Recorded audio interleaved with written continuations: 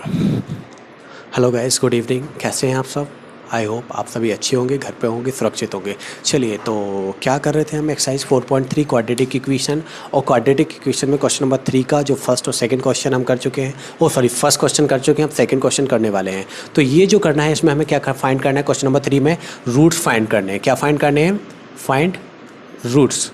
Okay, तो roots find करने के लिए किस बेसिस पे देखना है? हमें इसको क्वाड्रेटिक फार्मूला के बेसिस पे सॉल्व करना है। चलिए, तो इक्वेशन को सॉल्व कर लेते हैं। पहले क्या गिवन है? 1/x+4 -1/x-7 is equal to कितना गिवन है? 11/30।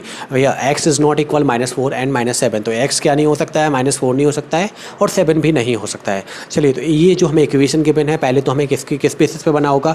क्वाड्रेटिक इक्वेशन का जो स्टैंडर्ड फॉर्म होता है, उस स्टैंडर्ड फॉर्म में पहले हमें इस इक्वेशन को लाना होगा। चलिए देखते हैं। तो पहले हम क्या करेंगे? इन दोनों कंडीशन में यहाँ पे x+4 गिवन है, यहाँ पे x-7 गिवन है। तो पहले क्या करते हैं? हम एलसीएम ले लेते हैं x+, तो एलसीएम लेने पे क्या आ जाएगा? x+4 एंड सेकंड ब्रैकेट में कितना आ जाएगा? x-7। तो इसमें मल्टीप्लाई होगा किसका? x-7 का, और यहाँ पे माइनस सिंबल आ जाएगा, और यहाँ पे कितना हो जाएगा? x+4 का मल्टीप्लिकेशन इज इक्वल टू 11/30। कोई डाउट है यहाँ पे? क्या किया हमने? सिंपल, जैसे एलसीएम लेते हैं, क्या एलसीएम लेके इसको हम सब्सट्रैक्ट कर रहे हैं, तो यहाँ पे आ जाएगा x+4 तो है, बट x-7 नहीं है, तो 1 में किसका? x-7 का मल्टीप्लिकेशन। यहाँ पे x-7 तो है, बट x+4 नहीं है, तो यहाँ पे किसका मल्टीप्लिकेशन हो गया? x+4 का हो गया। चलिए अब आगे सॉल्व करते हैं। तो x यहाँ पे है, तो अब हम ब्रैकेट को ओपन कर लेते हैं। x का x ही रहेगा, माइनस का 7। अब माइनस का पहले x में हुआ तो कितना आ गया? माइनस का x हो गया। अब माइनस प्लस क्या हो जाएगा? माइनस सिंबल /4, इतना हो गया। अब इसके बाद नेक्स्ट, इसके बाद जो यहाँ पे नीचे होगा, अब देखें नीचे हम क्या कर सकते हैं? अब यहाँ पे वैल्यू सेम तो नहीं है, जो हम स्क्वायर करते हैं, a² - b² या a+b कुछ ऐसा नहीं बना सकते हैं। तो सिंपली हमें क्या करना है? इसका मल्टीप्लिकेशन करते हैं। तो मल्टीप्लिकेशन के लिए पहले फर्स्ट नंबर का दोनों में मल्टीप्लाई किया जाता है, फिर जो सेकंड नंबर होता है उसका दोनों में मल्टीप्लाई किया जाता है। तो फर्स्ट नंबर x जो है उसका पहले हम दोनों में मल्टीप्लाई कर लेते हैं। तो पहले हमने x का मल्टीप्लाई x में किया तो कितना हो गया है?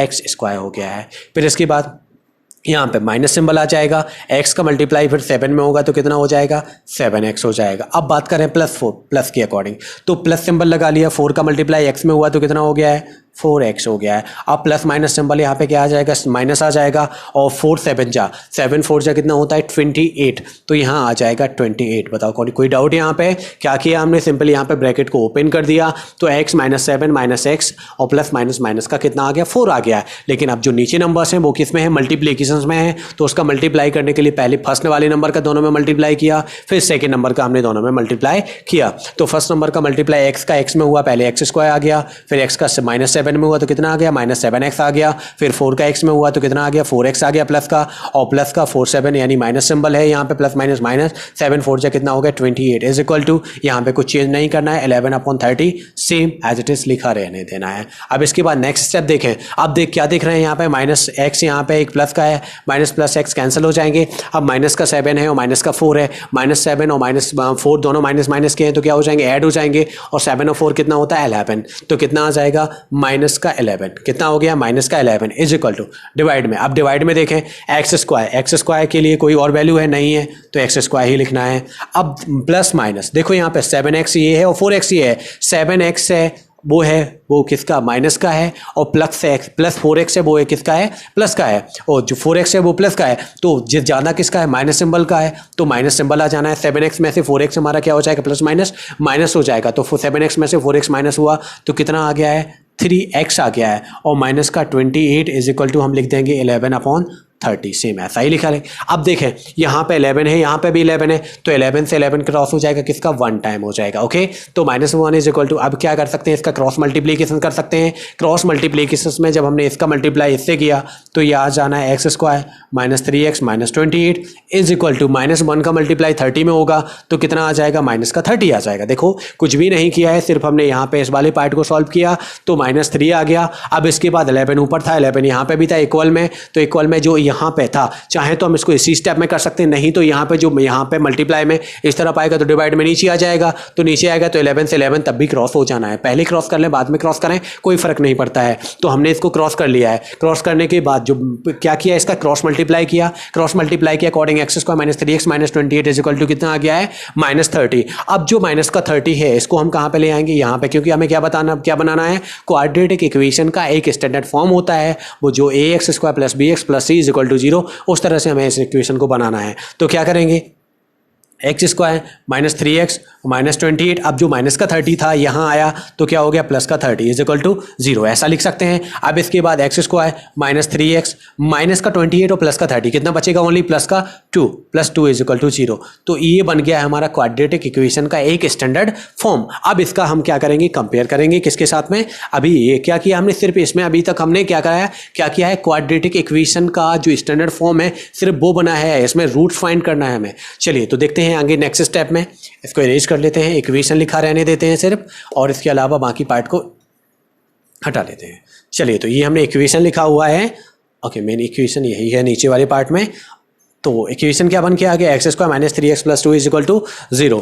तो एक्स स्क्वायर, ये जो इक्वेशन था इस इक्वेशन को हमने क्या बना लिया, X square minus 3x plus 2 is equal to 0, ये इक्वेशन हमारा बन के आ गया, क्या आ गया, x square minus 3x plus 2 is equal to 0। Now compare, अब इसको कंपेयर करेंगे, now comparing this equation with जो स्टैंडर्ड फॉर्म होता है ax square plus bx plus c is equal to किसका, quadratic equation ax square plus bx plus c is equal to 0 where a is not equal 0। इससे compare करते हैं, compare करने पे देखेंगे ax square plus bx plus c, value of a की value कितनी आ जाएगी, 1 आ जाएगी, वैल्यू ऑफ v गेट क्या मिला हमें, वैल्यू ऑफ abc, तो वैल्यू ऑफ ए कितना वैल्यू हो गया, 1 हो गया, वैल्यू ऑफ वी की बात करें तो -3 हो गया, वैल्यू ऑफ सी की बात करें तो कितना हो गया, 2 हो गया। ए बी सी की हमने वैल्यू देख ली है, A is equal to 0, A is equal to 1, B is equal to -3 and C is equal to आ गया है कितना, 2 आ गया है। ओके, अब जब ये वैल्यू आ गई हैं, इन वैल्यूज़ के अकॉर्डिंग क्या फाइंड करना होता है, हमें इसके रूट्स फाइंड करने होते हैं। और क्वाड्रेटिक इक्वेशन में जो क्वाड्रेटिक फार्मूला का यूज़ किया जाता है उसमें सबसे पहले हम क्या डिस्क्रिमिनेंट के बेसिस पे बता सकते हैं कि इसके रूट्स एग्जिस्ट करेंगे या नहीं करेंगे। तो जैसा कि मैंने पहले बताया हुआ था, डी इज इक्वल टू क्या होता है, बी स्क्वायर माइनस 4ac, और बी स्क्वायर माइनस 4ac की वैल्यू अगर 0 के इक्वल आती है या 0 से बड़ी आती है या 0 से छोटी आती है, उसके बेसिस पे हम बता पाते हैं कि हमारे रूट्स एग्जिस्ट करते भी हैं या नहीं करते हैं। चलिए देखते हैं, तो यहाँ पे ABC, तो हमने ABC की वैल्यू तो लिख ली है। अब इसके बाद हम क्या फाइंड कर लेते हैं, डिस्क्रिमिनेंट डी होता है capital D is equal to B square minus 4ac। इसके बाद हमें यूज़ करना होता है क्वाड्रेटिक फार्मूला का, तो डी इज इक्वल टू क्या हो गया, बी स्क्वायर माइनस 4ac। अब बी की बात करें तो वी की वैल्यू कितनी है, -3 का क्या हो जाएगा, स्क्वायर हो जाएगा, -4ac, 4 into value of A is equal to 1 and value of C is equal to कितना है, 2 है, -3 का स्क्वायर -4 इंटू 1 इंटू 2, ये क्या हो गया, डी इज इक्वल टू। अब देखें यहाँ पे -3 इंटू -3, -3 इंटू -3, माइनस से माइनस क्रॉस हो जाएगा, और 3 3 जा कितना आ जाएगा, 9 आ जाएगा, -4 2 जा कितना आ जाएगा, 8 आ जाएगा। ओके, 4 2 जा 8 और 1 का मल्टीप्लाई होगा तो 1। तो 9 में से जब हमने 8 माइनस किया तो वैल्यू आ गया 1, यानी डी की वैल्यू कितनी आ गई है, 1 आ गई है। अब डी का वैल्यू जब 1 आ गया है तो हमें पता है किससे कंपेयर करते हैं हम, 0 से, तो D is greater than 0, because D की वैल्यू कितनी है, 1 है, तो डी क्या हो जाएगा, बट 0 से बड़ा हो जाएगा। तो जब डी का वैल्यू 0 से बड़ा होता है उस कंडीशन में नेचर ऑफ रूट्स की बात करें तो रूट्स कैसे होंगे हमारे, roots are real and distinct. Okay, roots तो एग्जिस्ट करेंगे लेकिन दोनों रूट्स कैसे होंगे, अलग अलग होंगे। तो अभी तक हमने सिर्फ फाइंड किया है नेचर ऑफ रूट्स को, लेकिन हमें क्या फाइंड करना है कि इसके रूट्स क्या क्या होंगे। ओके, तो रूट्स हमें पता है कि 2 ही रूट्स हमारे एग्जिस्ट करते हैं। तो सबसे पहले तो ABC की वैल्यू, और D की बात करें तो D का वैल्यू कितना आ गया, 1 आ गया है, तो हमें वैल्यू ऑफ ABC चाहिए पड़ेगी और D चाहिए पड़ेगा। चलिए देखते हैं अब क्या करना है, हमें क्वाड्रेटिक फार्मूला का यूज़ करना है। किसका यूज़ करना है, क्वाड्रेटिक फार्मूला। क्वाड्रेटिक फार्मूला क्या होता है, X is equal to -b plus minus under root B square -4ac upon 2a, और बी स्क्वायर -4ac चूँकि क्या होता है, d होता है, तो बी स्क्वायर -4ac के प्लेस में हम लिख सकते हैं d। तो x is equal to -b plus minus root d upon 2a, ए ले लिया हमने value of X minus B plus minus root D divide by 2a। तो ये बाकी का पार्ट आप लोगों को समझ में आ गया है, तो मैं इसको इरेज कर देता हूँ।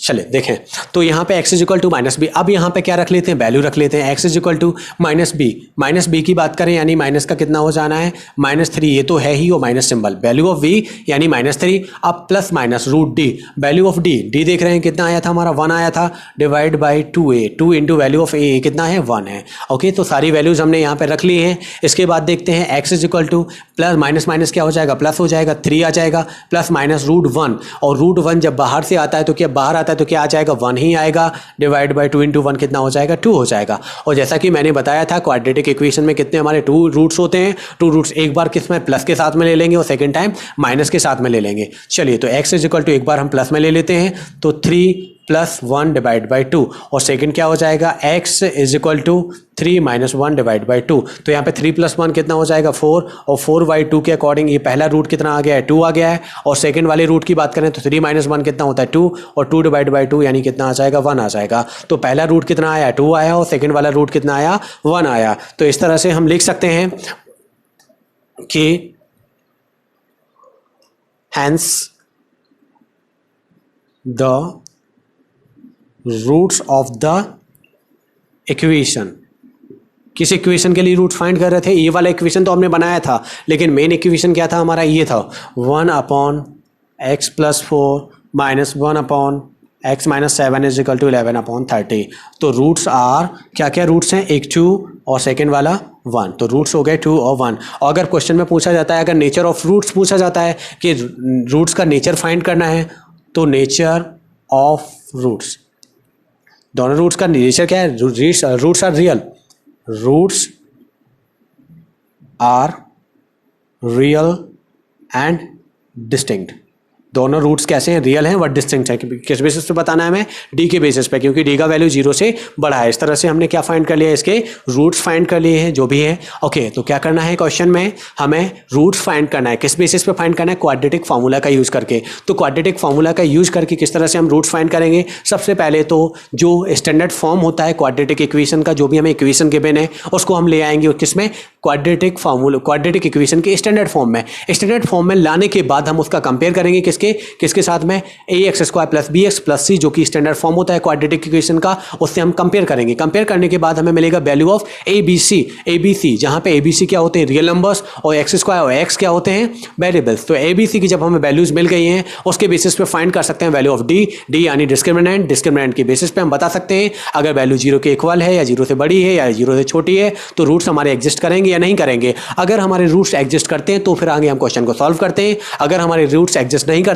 तो क्वेश्चन वहीं पे खत्म हो जाता है कि roots doesn't exist and they are imaginary. आगे बात करते हैं, जब हमारे रूट्स एग्जिस्ट कर रहे हैं, वैल्यू ऑफ डी क्या है 0 से बड़ा है, उस कंडीशन में हमें क्या करना है कि आगे क्वाड्रेटिक फार्मूला का यूज करना है। और क्वाड्रेटिक फार्मूला होता है x is equal to -b + -√b² - 4ac/2a। इसका हमें यूज करके एक बार लेते हैं प्लस में वैल्यू, एक बार लेते हैं माइनस में वैल्यू, जो कि जिसके अकॉर्डिंग हम b² - 4ac d की वैल्यू पहले ही फाइंड कर चुके होते हैं। तो d² - 4ac वैल्यू हम कहाँ पे रख देते हैं, d के प्लेस पे। इस तरह से एक बार प्लस में ले लिया, एक बार माइनस में ले लिया। इस तरह से हमने रूट्स फाइंड कर लिए और नेचर ऑफ रूट्स भी फाइंड कर लिया है। तो ये था क्वाड्रेटिक इक्वेशन एक्सरसाइज 4.3 का क्वेश्चन नंबर 3 का कौन सा क्वेश्चन, सेकंड क्वेश्चन। इस तरह से आगे क्वेश्चन हम करते रहेंगे। अगर वीडियो अच्छा लगता है तो वीडियो को लाइक कीजिए, अपने दोस्तों में शेयर कीजिए। अगर अभी तक आप लोगों ने हमारे चैनल को सब्सक्राइब नहीं किया है तो प्लीज़ चैनल को सब्सक्राइब कर लीजिएगा। Thank you.